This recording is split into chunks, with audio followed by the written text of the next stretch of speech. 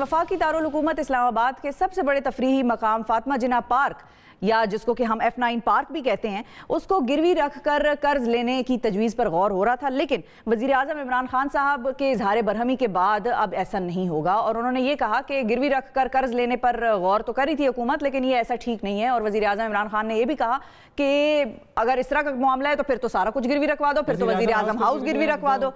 जरा नाराज हो गए का जो घर है वो आप गिरवी रख दें। उन्होंने कहा कि जो पब्लिक की जो जगहें हैं वो गिरवी रखकर सुकूक बॉन्ड्स का इजरा करना सही नहीं है। बिल्कुल। अब F9 पार्क को गिरवी रखने के हवाले से CDA ने NOC जो है वो भी जारी कर दिया था। इस पर भी ज़ाहिर है इमरान खान साहब को ज़रा इज़हार बरहमी दिखानी पड़ी। तो इस पर हम बात करते हैं कि अगर ऐसा हो जाता तो इसका मतलब क्या होता। किसी पब्लिक प्रॉपर्टी को गिरवी रखने से मुराद है क्या? हमारे साथ मारूफ इकोनॉमिस्ट मौजूद हैं, फ़रूख सलीम साहब, उनसे हम जानते हैं। अस्सलाम वालेकुम डॉक्टर साहब, बहुत शुक्रिया आपने वक्त निकाला।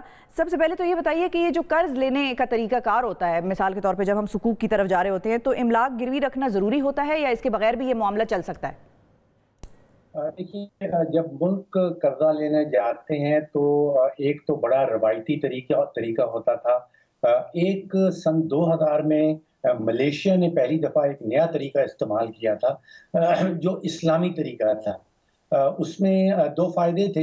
एक फ़ायदा तो ये कि वो सूद से पाक कर्जा हो जाता है, और दूसरा फ़ायदा ये कि उसकी जो शरह होती है, उसका जो बोझ पड़ता है ख़जाने पे, वो रवायती अंदाज से कर्जा लेने से कम होता है। सुकुक इसका नाम रखा गया था, और पहली दफ़ा ये 2000 में मलेशिया ने कर्जा जो है वो अपना कोई असासा का रख के कर्जा पेश किया था।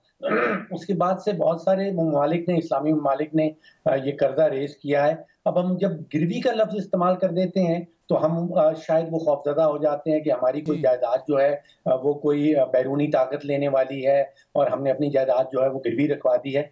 ऐसा कोई मामला होता नहीं है। ये क्योंकि इस्लामी तरीका कार है कर्ज हासिल करने का, तो इसमें वो जिसको हम कहते हैं अंग्रेजी में नोशनल, यानी कि आपने खाना पूरी करनी है, आपने एक अपने असासे का नाम उस इंस्ट्रूमेंट के अंदर लिखना है। अमलन जो है ये पार्क जो है ये हम ही इस्तेमाल करते रहेंगे, ये पाकिस्तान में ही रहेगा, इसके ऊपर कोई बैरूनी ताकत जो है वो आगे कब्जा करने वाली नहीं है।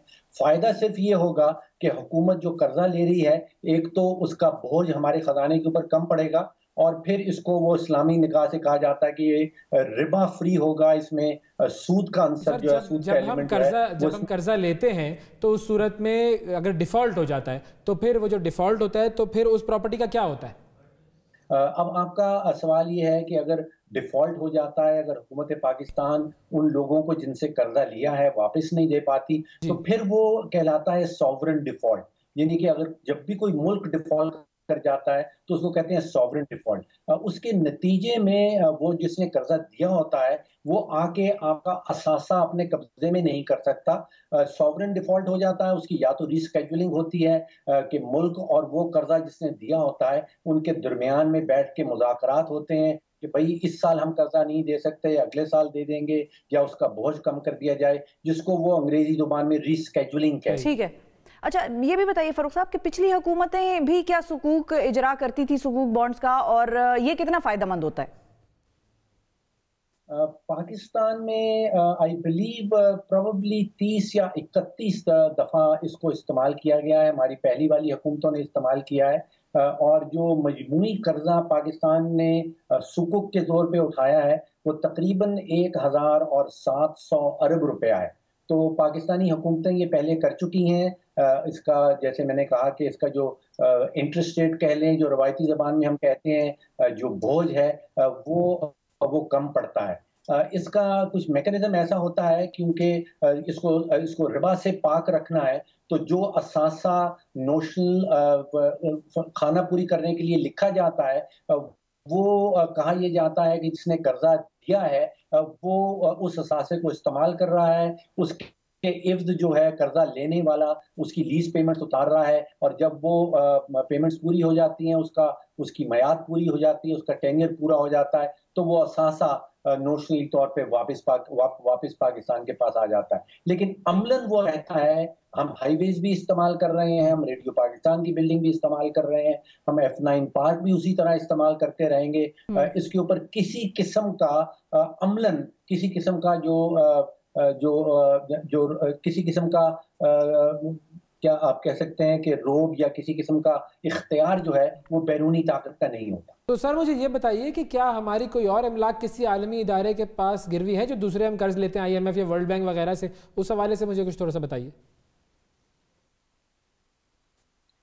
देखिए, वो रवायती कर्जा जात हैं, उनमें कोई मुल्की असासा इन्वॉल्व नहीं होता। उसमें हुकूमत पाकिस्तान खुद से गारंटी देती है, चाहे वो IMF हो, चाहे वो वर्ल्ड बैंक हो, चाहे वो एशियन डेवलपमेंट बैंक हो। जो आलमी मालियाती इदारे हैं वो इस्लामी बैंकिंग के असूलों के ऊपर काम नहीं करते हैं, वो रवायती अंदाज में देते हैं। लेकिन जो आलमी मालियाती इदारे हैं उनसे जब हुकूमत पाकिस्तान कर्जा लेने जाती है तो वो ज़्यादातर कंसेशनल लैंडिंग जिसको हम कहते हैं, वो पहले ही कंसेशनल रेट ऑफ इंटरेस्ट उस पर इस्तेमाल किया जाता है। जो कमर्शियल कर्जा जात हम लेते हैं, कमर्शियल बैंकों से जाके हुकूमत पाकिस्तान कर्जा जात लेती है, और जो रवायती होते हैं उसमें किसी किस्म के असासे का जिक्र करना जरूरी नहीं होता। उसमें हुकूमत पाकिस्तान जो है वो खुद से अपनी गारंटी देती है कि ये हम कर्ज ले रहे हैं। इसमें कोई सिक्योरिटी नहीं इन्वॉल्व होती है, यानी ये कह रहे हैं आप? देखिए, जब मुल्क कर्जा लेने जाता है तो सीरियसली उसको किसी सिक्योरिटी की जरूरत नहीं पड़ती। ये क्योंकि हम इस्लामिक मोड ऑफ फाइनेंसिंग में जब जाते हैं तो वहां पे एक जो है वो एक कंडीशन ये लग जाती है कि क्योंकि हमने रिबा से पाक रखना है तो उस मोड में एक असासे को मेंशन करना जरूरी हो जाता है कि उस असासे के इव्ज जो है ये अमाउंट दी जा रही है, ये रिबा लेने के नतीजे में नहीं दी जा रही। तो नोशनल, जिसको जैसे मैंने पहले कहा, आप इसको फर्जी समझ लीजिए, इसको खानापुरी समझ लीजिए, लेकिन इसके नतीजे में फायदा जो है वो मुल्क के खजाने को। ठीक है, बहुत शुक्रिया अदा करेंगे डॉक्टर फर्रुख सलीम साहब। नाजरीन बता रहे थे कि अगर F9 पार्क को एज अ कोलैटरल रखवा दिया जाता तो उसका मतलब क्या होता।